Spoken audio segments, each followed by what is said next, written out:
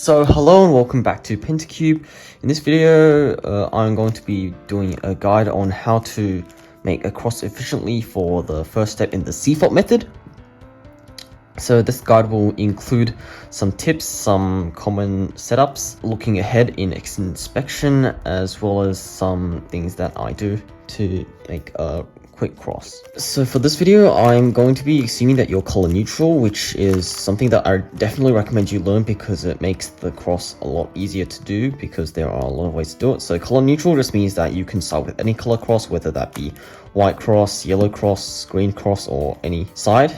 A lot of people aren't color neutral and they only use one side. For example, commonly it's white, or sometimes they're dual color neutral, which just means they use white or yellow and not all other sides.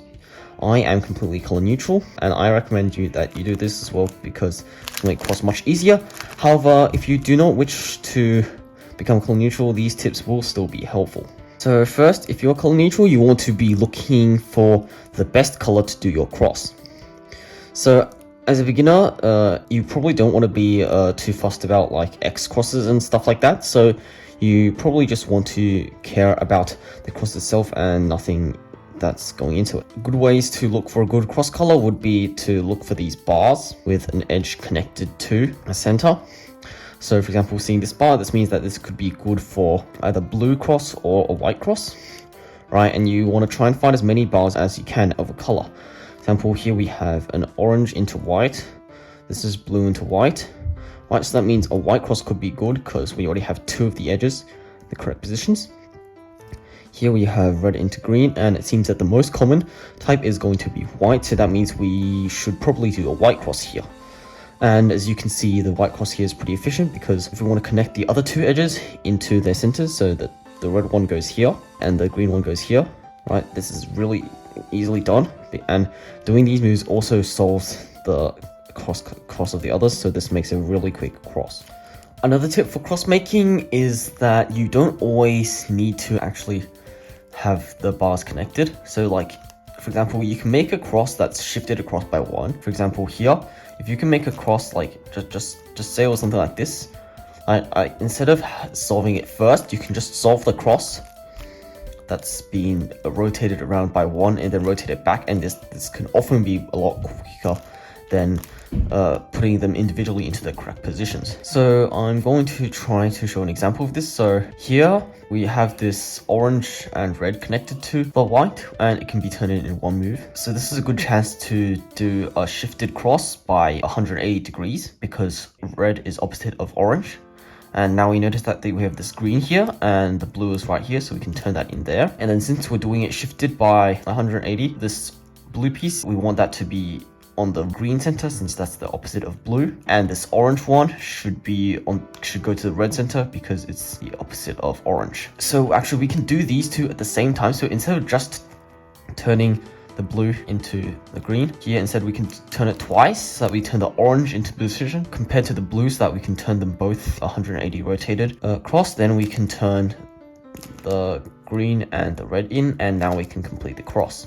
So if you can't look ahead to a whole cross, you might want to just look ahead to a few pieces in the inspection. So maybe just like 3 pieces like this. So I'm just going to show you an example of how you can try and inspect 3 edges. So here we have a yellow green edge that's already in place. So that's a really good sign that you might want to do yellow or green. And there doesn't seem to be other center to edge connections besides the red to blue. So I think we're going to try to do a yellow. So here you should probably be trying to see if green or yellow has better possibilities. I think green is a little bit worse because here we have opposite connected edges. So you'll notice that if this edge is flipped around, then will be connected to its center, but it's being flipped around, and so is this one. And that means it's good. It's pretty bad because it's going to take quite a few moves to try and get into position. That's why I'm going to go for a yellow cross instead. Here, so the first 3 pieces I'd say would probably be, so the blue one's going to be quite easy because you can just connect it to the center in one move, right? So here we don't need to do a shifted cross because this is already in the correct position. So if we turn this in, right, that'll bring the orange up here. Then that orange can be turned all the way to here. And then we can turn the blue and the orange. So notice how we've ignored the red edge, that's if you only do 3 edges, so something like this.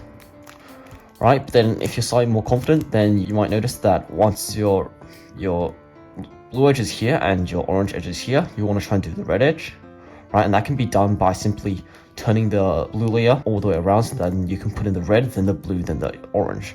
So how you can do that, so you first connect these in, right? Then you connect the red in, then you turn them all in.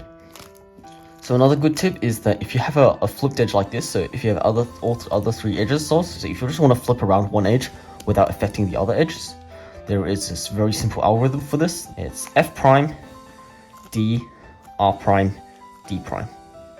So try and use those finger tricks because it can be pretty fast if you get good at it. It's a little bit weird with the D move, but it can be quite useful.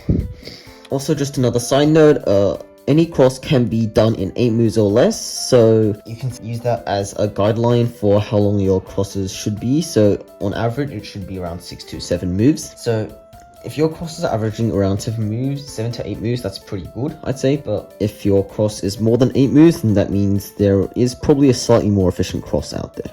So that's it for this video. Thank you for watching. If you found this video interesting and helpful, then please like and also subscribe so that you get notifications for upcoming videos. And otherwise, I will see you in the next video.